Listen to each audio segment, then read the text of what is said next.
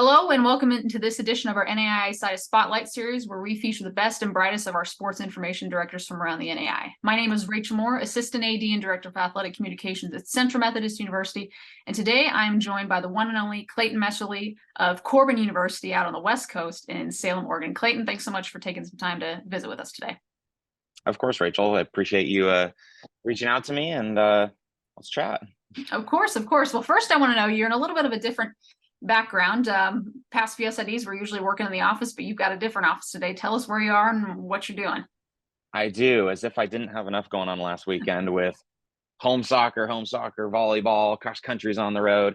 We started a 3-day golf tournament out on the coast of Oregon here yesterday. We're in day 2, a little more under the weather today. My camera is already drenched, so luckily you gave me the opportunity to come in and dry off a little bit, but I'm just chilling in the clubhouse, as you can see, with all the golf stuff behind me, and I'm looking at about 150 different golf club options off to my right here. But yeah, this is my office for the day. Very good. Well, hopefully once we get off, we'll let you do some shopping and you can kind of see what you like and see if there's anything there. But just to get us started, Clayton, I kind of want to just get to know you a little bit. Give us some of your background and how you got into sports information. So it's a long and windy, weird journey, as every SID pretty much has, unless they know from start to finish what they want to do when they go into college. But I originally am from the south coast of Oregon, so I'm about 2 hours from home, maybe a little over that from where I am right here off the coast of Lincoln City. But I went to little community college in hometown for a year, not knowing what I wanted to do. At the end of the day, I knew I wanted to transfer to Oregon State. That's where my family, I'm a 4th generation Oregon State graduate now, and so I knew where I wanted to go. Didn't know what I wanted to do. Kind of a reversal. Most people know what they want to do and they don't know where they want to go get their degree. So originally I was like, okay, I'm thinking like physical therapy, sports medicine kind of stuff. I had always been involved with athletics growing up. Never was the best athlete, but I was always involved with athletics. I share that as well. That's all right. Okay. So when I was down at SWAC at Southwestern Oregon Community College, I went to the AD and I was just like, hey, like, I'm not a college athlete. I want to be involved in athletics still. I don't know what I want to do, but if there's anything you'd be willing to give me responsibility wise, I'd love to help out. And he was like, how would you like to just jump in and do stats for our teams? And I was like, well, that's a very important job to just be handing out like candy, but sure, why not? I'll give it a try. So fortunately, the sports, community colleges, they don't really have SIDs. The coaches handle a majority of it. So I was able to go from fall to winter to spring, being handed off coach to coach, and learn how each sport goes as far as stats wise. So working with soccer and volleyball, which, as you know, as an SID, fall sports, easiest sport to stat versus hardest sport to stat back to back.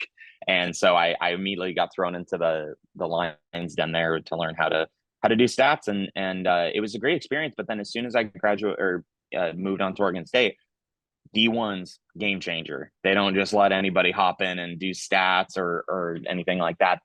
Fortunately, I was able to get an internship with their marketing department and learn a part of athletics that I had never experienced before, as far as involving with the fan bases and getting them to come out to games. I eventually became the president of what's called the Beaver Dam, which is a student-led organization that is partnered with the marketing department at Oregon State that works on just getting students to games. Their primary focus is getting student attendance up, scheduling giveaways, a vast majority of things that is also involved with just the overall marketing as a whole. So the fan bases marketing it as well. So I had a lot of experience. I was also Benny the Beaver for 3 years at Oregon State, which was an experience that I would never trade for anything. It's definitely a side of marketing that you will never really get the opportunity to see unless you're granted, fall into it, I guess the way I would put it is that I just fell into it. But are you telling us that we might have seen you on national TV and didn't know it, depending? Possibly. I was in a couple commercials that not a lot of people will obviously know because I was Okay. behind a mask, but Yeah. I think it was like an LG dryer or something like that. I have no idea. It was a while ago, but regardless, it was just a great experience there. I eventually graduated with a degree in kinesiology, which from the beginning, that was what I was studying. I loved the sports medicine side of stuff. I just 2 years in, when I started getting involved with, 2 years into college, 1 year into Oregon State, when I started getting involved with their marketing department and just athletic department as a whole, I was like, I know that this is kind of what I'm interested in, but I was still thinking it was sports medicine at the time. And then I found out really quickly I don't really do well with injuries, and just let the professionals handle that. I'm not as jump in and raring to go as the professionals are. And so I was like, okay, maybe I should change my focus to a different area of sports. And so by that point, I was a late junior / early senior when I really made that decision that I was going to pivot to a completely different focus in sports. And so I was very deep into this exercise sports science kinesiology degree. And I was like, okay, what am I going to do to kind of turn this? Because if I was going to just change my major, I would have been in school for another 2-3-ish years just to catch back up. So I was like, okay, I'm going to add a business minor, and I'm just going to push through and see what I can achieve in this last year as far as experience wise, making connections, growing in the industry of marketing, which is what I was in at the time. Obviously I'd been out of doing statistics and a lot of the other stuff that we do as SIDs. I'd been out of it for quite some time to that point. And I was like, okay, I'm just going to push forward, get this degree, see where life takes me. So I'd graduated in the spring of 2018 with my bachelor's in kinesiology, and found out very quickly, you're not a sports management major or a communications major or something that is in this realm, going to be hard for you to find that first opportunity. So spent a couple of years working in the marketing side of insurance, and then I moved into the marketing side of dental, actually, which was something I never expected myself really to do, but it was in health. So I was like, okay, maybe this is meant to be. And then everyone's favorite 2020 COVID-19 pandemic hit, and it was layoff time in the area of marketing. As you know, there's a lot of people that just couldn't afford it anymore. Especially I was working for a mom and pop dental company that had only had a couple offices in the Pacific Northwest. So obviously that's going to be the first position to go. But it was I didn't realize at the time, because nobody likes to get laid off.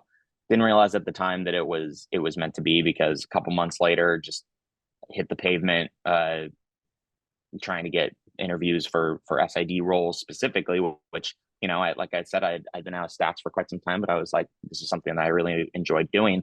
Let's see what I can do.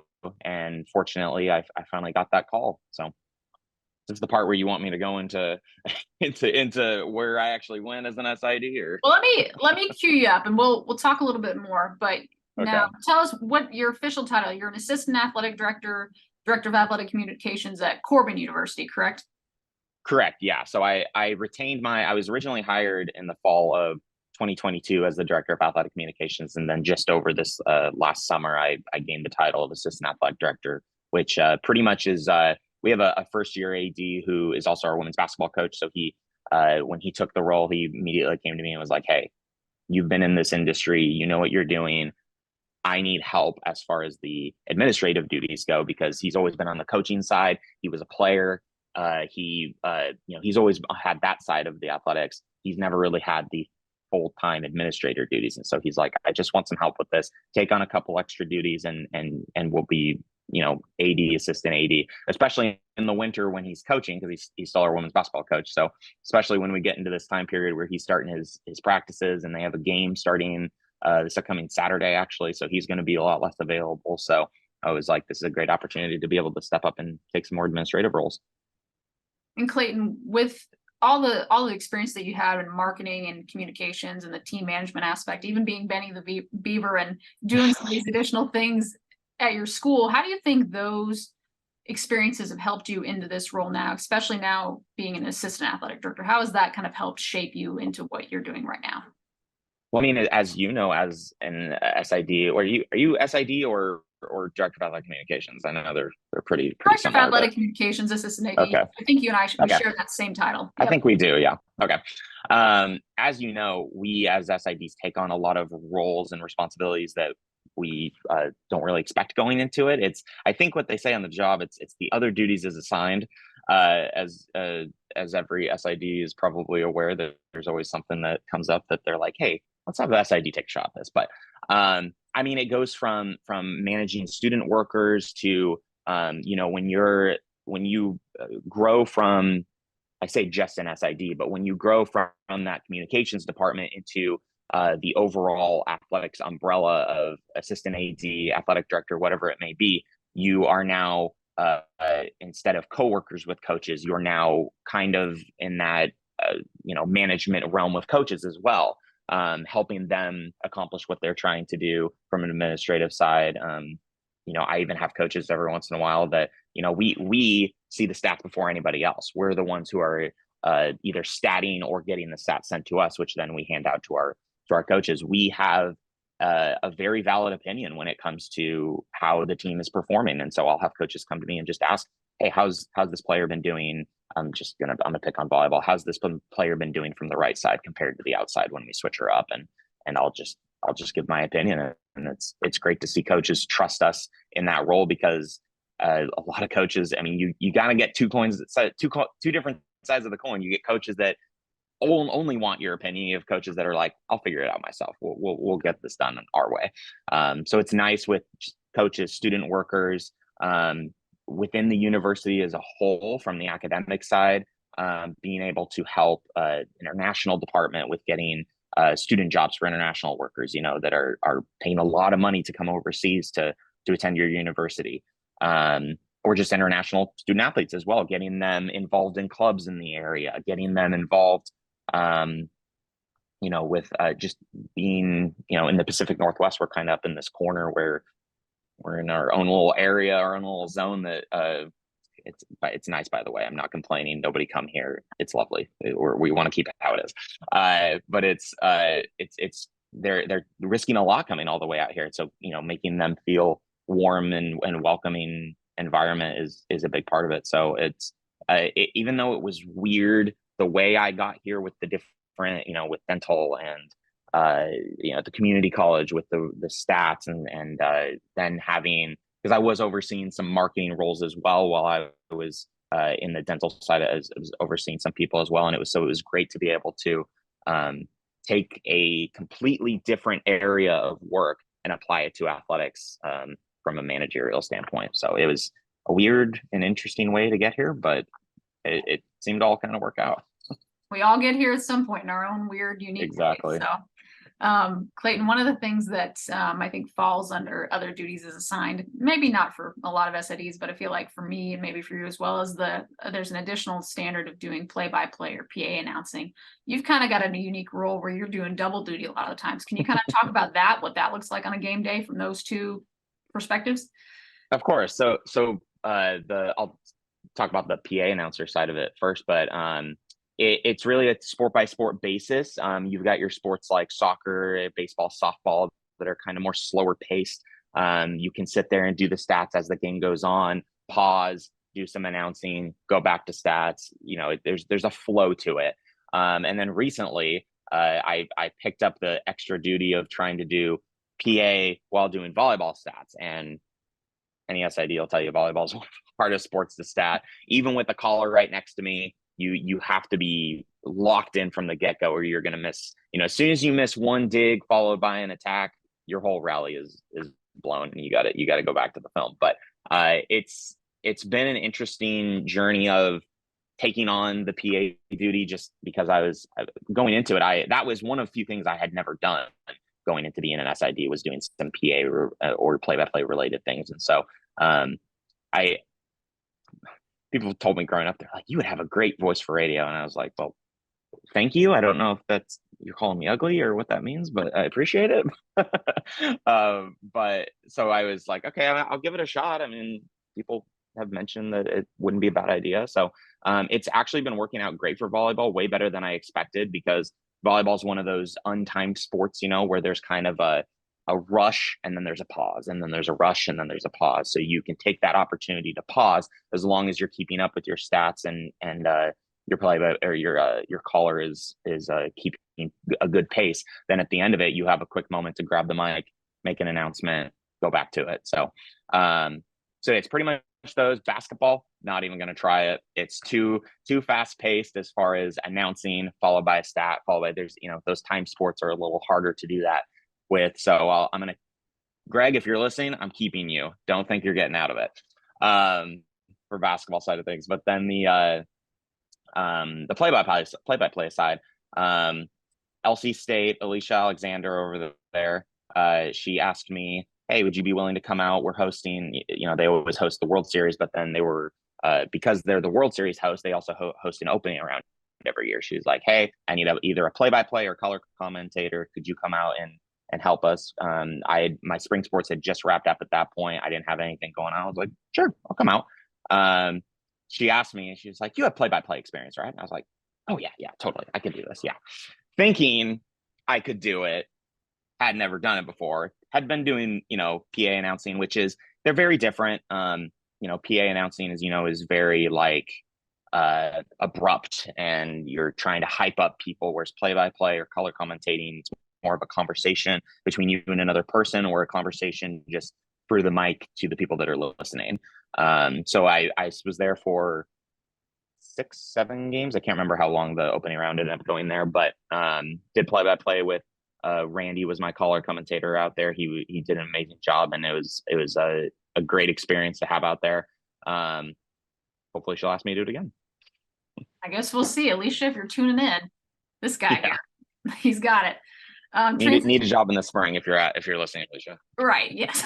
We've got her number. We'll put her on blast here. Yeah, exactly. Clayton, transitioning into not so much of what you do within your job in the day-to-day, but kind of more on a national scale. You and I share the co-chair responsibilities of being on the continuing education committee for the NAIA-SIDA association. Can you kind of talk about some of the things that we're working towards, and some of the things we've done in the past year to kind of help broaden the education for some of our newer SIDs in the NAIA? I mean, you just mentioned it right there at the very beginning. We have so many new people coming in and out of the organization, or people coming out of the organization being replaced by people who have never had an experience as an SID before, as I did 2 years ago, or a little over 2 years ago when I started at Warner Pacific.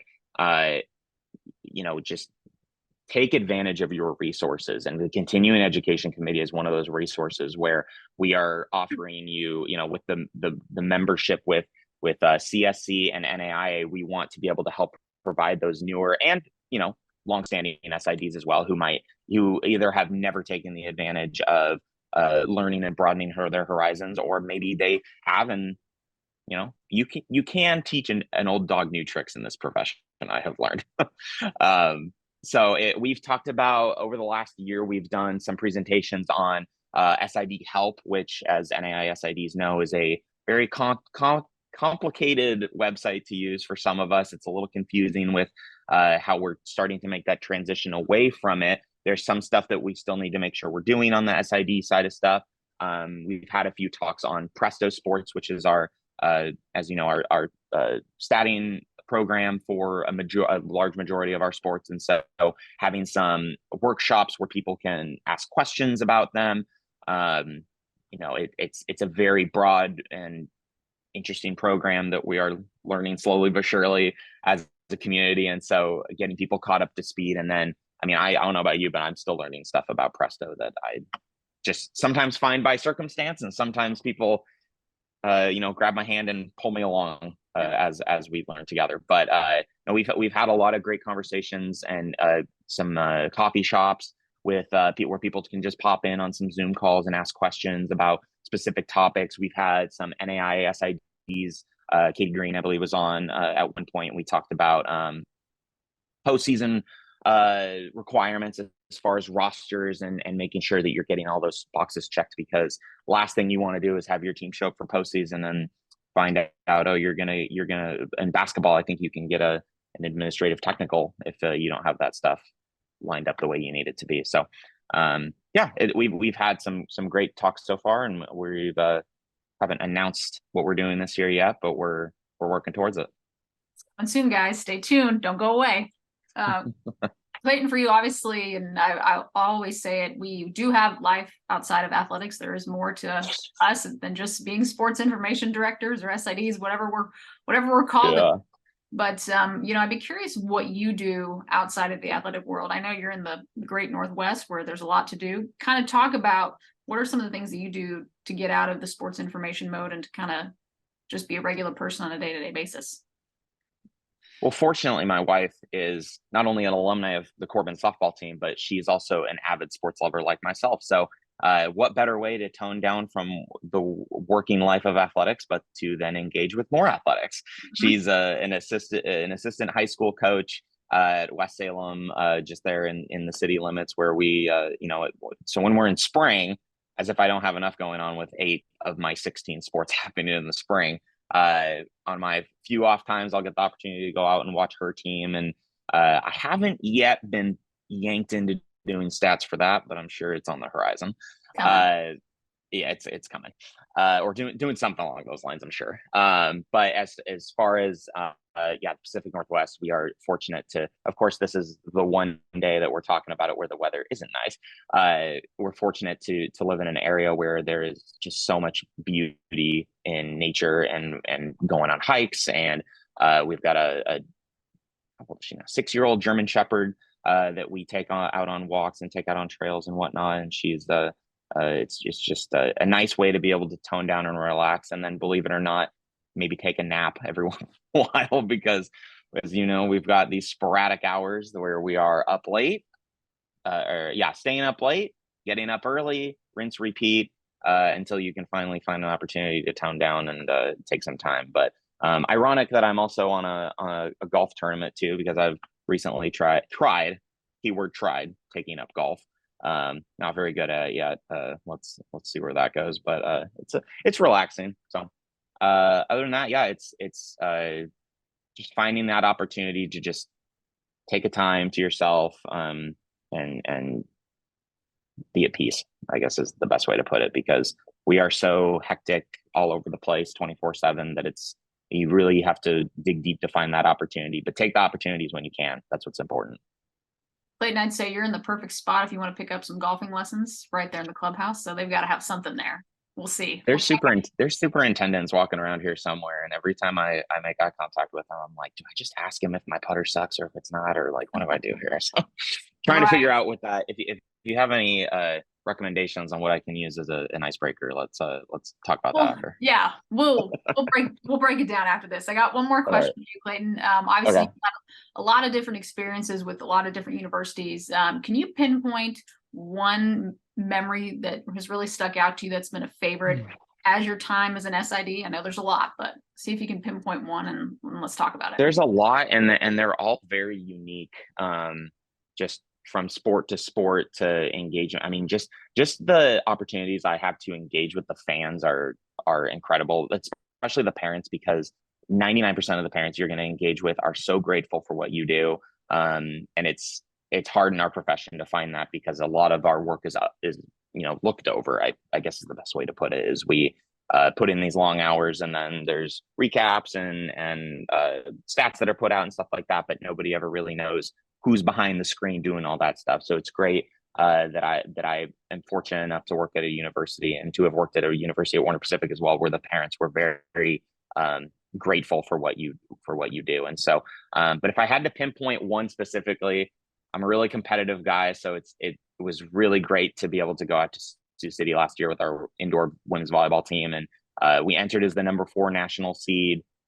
Had some losses throughout the year that we probably could have had turn into wins, and so it was unsure where we were going as far as how deep into the tournament we had gone. I think the furthest the program had ever gone was the top 8.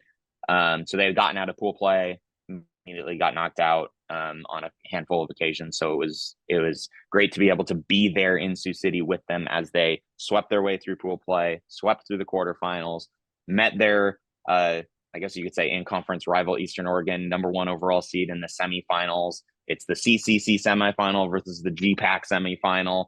There's all this hype going around the city, and it was to get that win and advance to the championship game for the first time in program history was just an incredible thing to be there for. It's so much different when you're physically there, obviously. Like you can live it out with them from thousands of miles away, but to actually be there with the team and experience the emotions that they were having was just so incredible to be able to have. So if I had to pick one, I'll take that tournament. That was a pretty good one for them.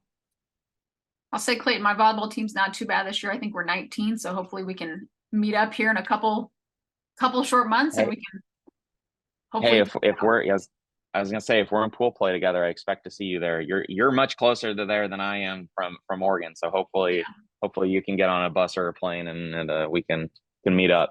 No, I'll just get up on I-70 there and cruise, and I think you'll have to get on a plane probably. But Clayton, Oh, I will be flying. yeah, fair enough. Clayton, we really appreciate you taking some time. I know it's busy. We're right in the thick of fall sports with winter right around the corner. But again, we really appreciate your time, and best of luck the rest of the way this year. Thanks, Rachel. I appreciate it. Best of luck to you as well. And we'll, like you said, continue education. It's coming soon. Yes, it is. Thanks, Clayton.